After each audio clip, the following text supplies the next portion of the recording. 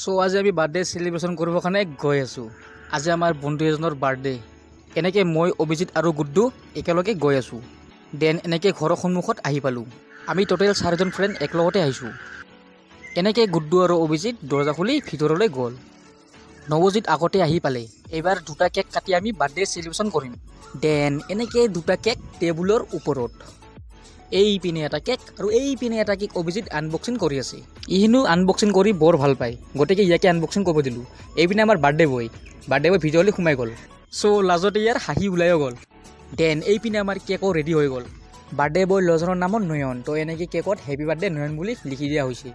চ' দুইফালে দুটা কেক আমাৰ almost ready হৈ গ'ল। তো এইপিনে সকলোৱে কেকবোৰ ৰেডি কৰি আছে, এতিয়া কেক কাটিব লগা হৈ গ'ল। দেন এনেকৈ বাৰ্থডে বয়জন গা ধোৱা মুখত পানী খালে। এনেকৈ মাইনাজনী আমাৰ ধেমালিবোৰ চাই আছে। এইপিনে এওঁলোকে IPL মেচকে চাবলৈ ধৰিলে। গোটেইবোৰ লোকে একলগত হাই ধেমালি কৰিব ধৰিলে। ফেমিলি আৰু লগৰ বন্ধুবোৰৰ সৈতে নয়নে দুটাকৈ কেক কাটিবৰ কাৰণে ৰেডি।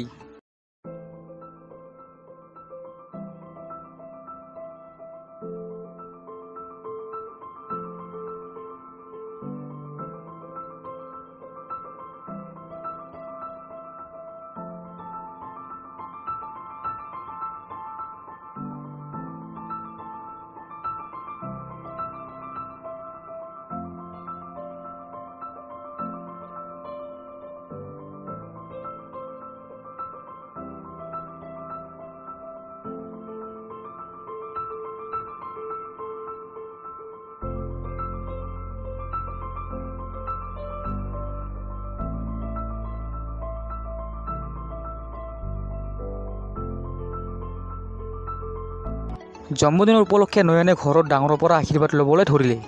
এনেকৈ পাৰফিউম এটা পালে। দেন লগৰকেইটাৰ লগত এনেকৈ মিলি পেলাই কেক খালোঁ।